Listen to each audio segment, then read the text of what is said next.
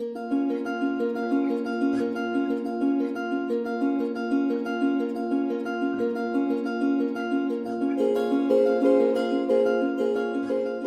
me llamo Carolina Nerea Rodríguez. Pues he conocido el lugar por internet porque aquí hay un chico que se llama Miguel, que él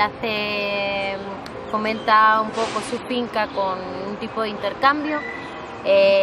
Llegas allí trabajando y enseñándote todo lo que hacen en una finca aquí en la serranía del pueblo, y pues tú le ayudas y él te da alojamiento y comida.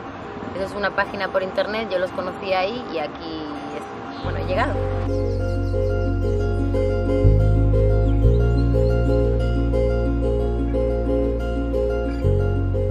Pues la verdad que esto es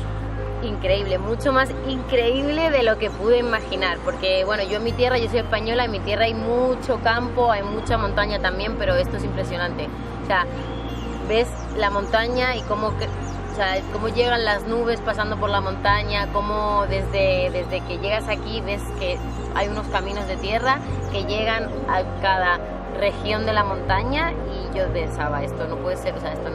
que cómo llegamos hasta allí, y de repente hay un autobús de aquí de la localidad que te lleva a todos los pueblos, y entonces puedes comunicarte con toda la gente de aquí.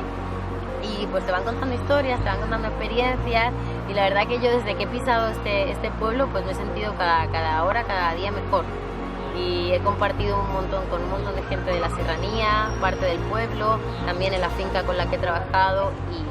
bueno, ha sido pues una experiencia buenísima, la verdad.